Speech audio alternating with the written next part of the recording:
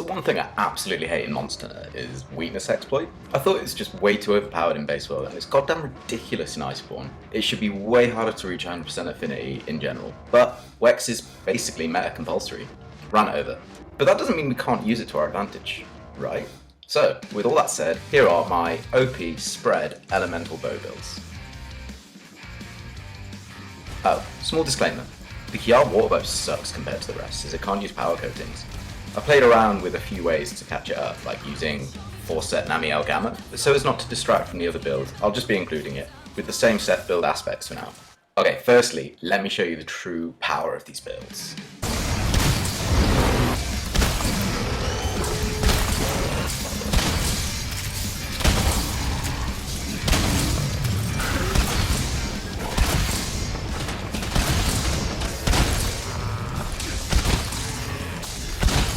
I want to cover the general build, because they're basically all the same, bar a couple tiny differences. We're going to be taking advantage of the new Kiar bow upgrades. They come with critical element and an awesome amount of elemental damage too. So for each set, the charm will be the respective element to that build. This will add a nice 5 points in that element. For all builds except Thunder, we'll be running the remaining element in a 1 slot. So the aim here is to power up one of the bow's most deadly attacks, the Spread Shot, which deals high element damage.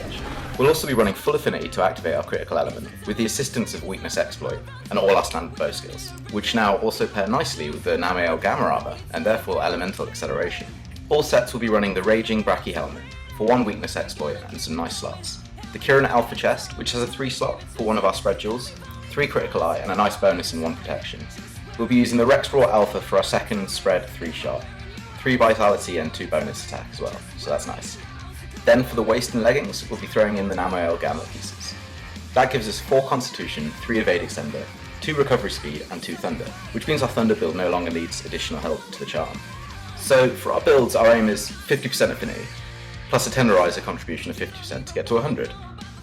3 Vitality and Fortify as our regular comfy skills, level 6 in our element, we have full Evade Extender and we'll use a Decoration to get full Constitution. Throw in a Mighty Bow Jewel, because bow. Now we have the perfect bow skills plus insane element damage, backed by elemental acceleration and 100% critical element. Fucking sweet.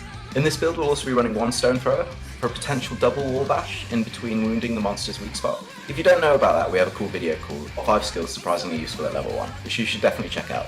Link in the description. So one really awesome thing about the upgraded Kiar bows is their access to the custom upgrades. At first I went for affinity, but then I started making this video and these builds, and I realised that I only needed to hit 50% or 40% and an affinity augment. But if you do go higher and you save on expert jewels by doing this, you can throw in a few options.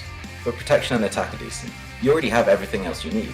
Bear in mind that if you get to 4 attack, you can drop a level of expert and still be at 50%, bar the last one. Oh, at some point I managed to squeeze in a critical boost, which obviously increases our damage a bit.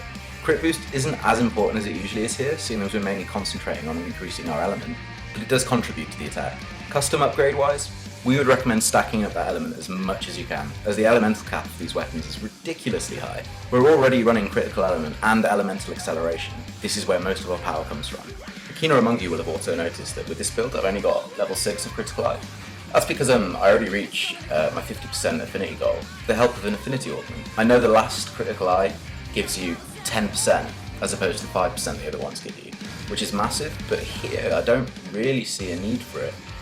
I can't see another way that the set would work better. And this might even be one of those really rare occasions where it's okay to throw a health augment on there. You've got your custom augments on the bow anyway, so you're going to be getting close to the elemental cap with all these contributions and elemental acceleration, plus your plus 6 in that element. You might be able to throw a health augment on there with a bow and not feel like it's a waste, but that's up to you.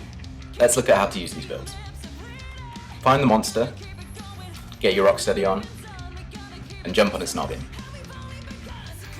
Slam it into the wall, try to use as little flint shots as possible. When it's down, do your first wound attack, get back on there and spam R2. This might get you another wall bang due to our level 1 stone throw. Either way, if it happens or not, jump back on again and fully win that part. Now you have an angry monster with a poorly face.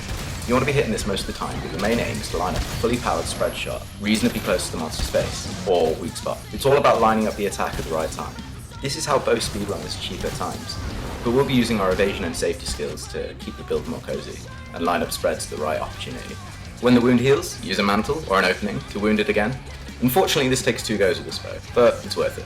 Or just get some friends to help you. Oh, friend! Oh, new friend! Oh, friend! Please be my friend! Oh, friend! I need friends. Usually when I play bow, I play less risky than this.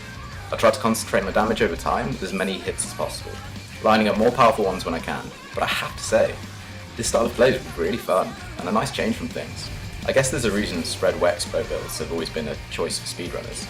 I hope you like these builds. Let us know if you're going to use them or something similar to them in the future. If you like the background song, please go and check out the Thieves of Liberty, who are more than kind enough to let me use their song, Wearing You Out. Sike and Lubscribe, spread the word and look after yourselves. Thank you.